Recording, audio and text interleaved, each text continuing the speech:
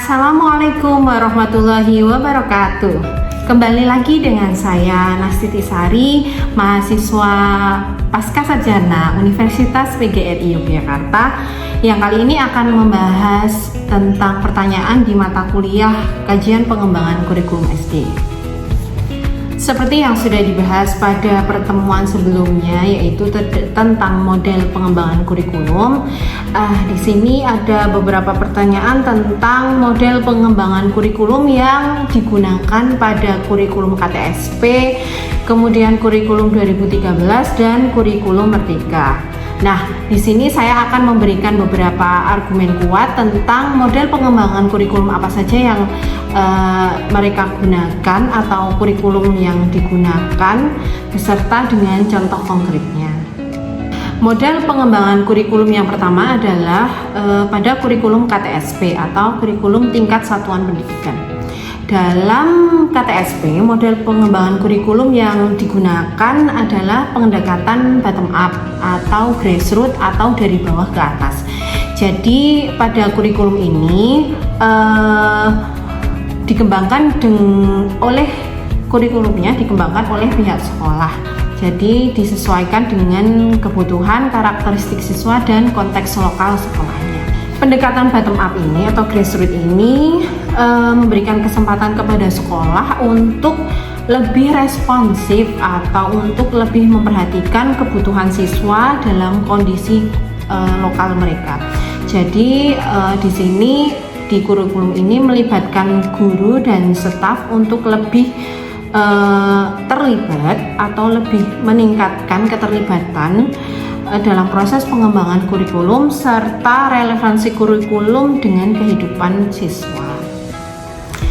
Contoh konkretnya adalah sebuah sekolah yang ada di pedesaan. Contohnya, kemudian mereka mengintegrasikan budaya lokal ke dalam kurikulum mereka, seperti mengadakan kegiatan ekstrakurikuler yang berpusat pada seni budaya daerah lokalnya masing-masing. Jadi misalkan di Magelang itu ada kesenian tradisional Soreng di daerah saya.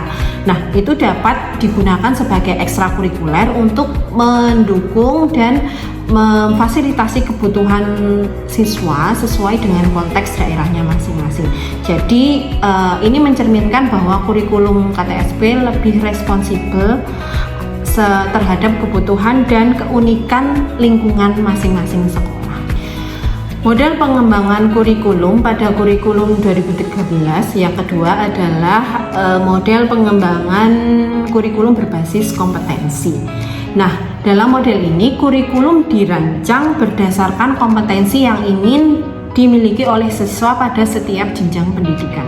Jadi pada kurikulum ini, pada model pengembangan ini menekankan pada aspek sikap, baik itu sosial maupun spiritual, kemudian pengetahuan dan keterampilan siswa. Pendekatan berbasis kompetensi ini memastikan bahwa kurikulum lebih terstruktur, terstandarisasi, dan fokus pada pengembangan keterampilan dan pengetahuan siswa yang relevan. Kemudian meningkatkan konsistensi dan akuntabilitas dalam bidang pendidikan.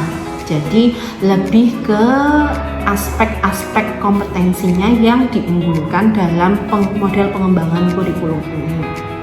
Contoh konkretnya pada kurikulum 2013 ini adalah pada mata pelajaran matematika misalnya. Pada mata pelajaran matematika ini terdapat standar kompetensi untuk yang mencakup pada pemahaman konsep, kemudian penerapan konsep dalam kehidupan nyata, kemudian ada pengembangan pemikiran kritis dalam memecahkan masalah sehari-hari.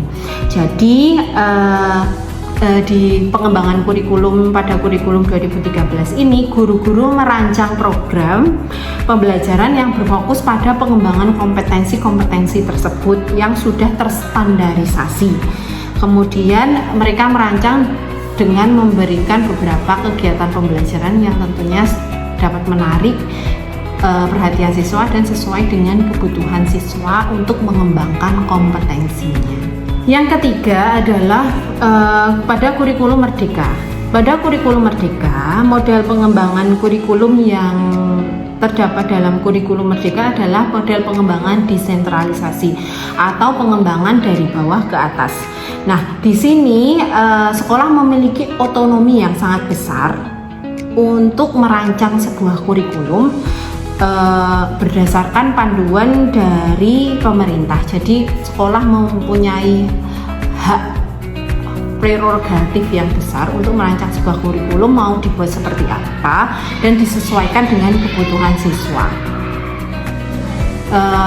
Tentunya dengan mengikuti panduan dari pemerintah yang sudah ada, seperti itu.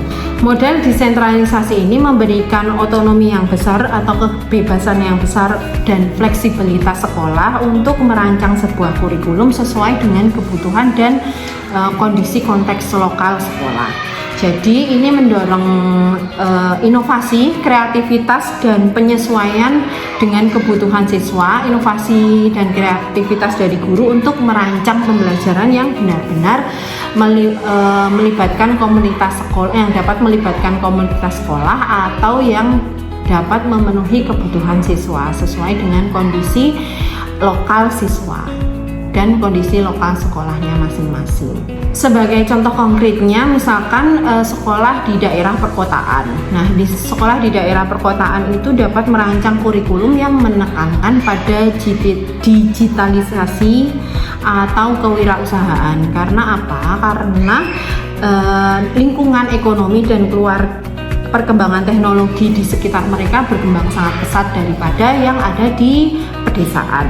Kemudian mereka dapat mengintegrasikan beberapa mata pelajaran terkait dengan menggunakan teknologi informasi atau dengan pendekatan atau pembelajaran kewirausahaan ke dalam kurikulum mereka, serta dapat mengadakan kegiatan ekstrakurikuler yang mendukung pengembangan keterampilan ini. Jadi dapat dimaksimalkan karena mereka hidupnya di perkotaan yang perkembangan teknologinya sangat pesat, seperti itu. Beda lain halnya dengan nanti di pedesaan, itu akan membawakan konteks-konteks lokal mereka sesuai dengan kondisi lingkungan sekolah mereka, seperti itu. Jadi kesimpulannya, baik itu kurikulum KTSP, kurikulum 2013 maupun kurikulum Merdeka memiliki model pengembangan kurikulum yang berbeda-beda sesuai dengan tujuan yang ingin mereka capai. Jadi semua model pengembangan kurikulum baik diterapkan tergantung dengan tujuan yang ingin mereka capai atau sesuai dengan perkembangan zaman, seperti itu. Terima kasih sudah menyaksikan video dari saya. Kurang lebihnya mohon maaf. Wassalamualaikum warahmatullahi wabarakatuh. Sampai jumpa di video selanjutnya. Bye bye.